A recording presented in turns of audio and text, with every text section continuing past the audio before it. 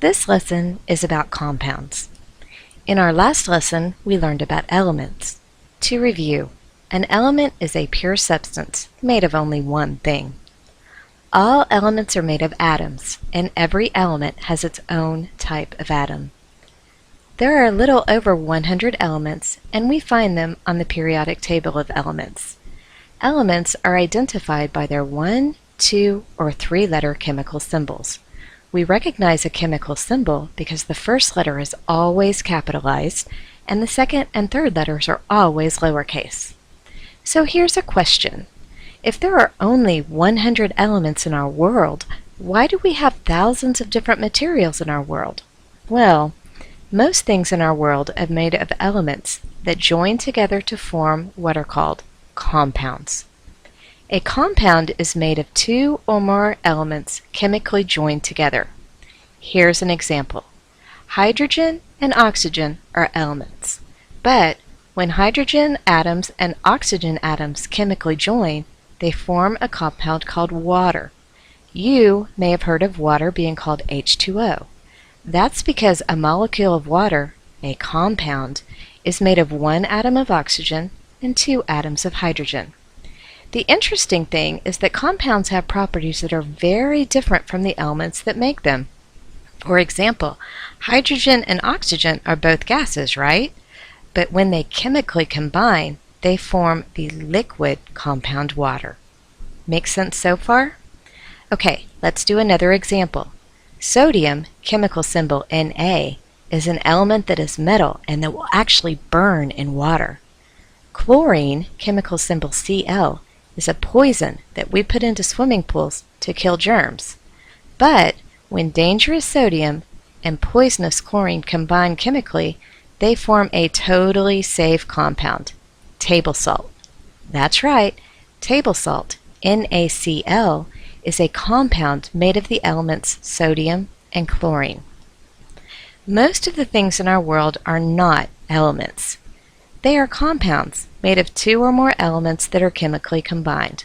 Look around you. Almost everything you see is a compound made of 2 or more elements. Remember how elements can be recognized by their chemical symbols? Well, compounds can be identified by what's called a chemical formula. For example, water has the chemical formula H2O. Salt has the chemical formula NaCl. Chemical formulas for compounds are different from chemical symbols for elements. A chemical formula for compounds will always have more than one capital letter. That's because each element's chemical symbol has one capital letter, remember? So a compound's chemical formula will have one capital letter for each different element that makes up the compound. So water, chemical formula H2O, has 2 capital letters, one for the element hydrogen and one for the element oxygen.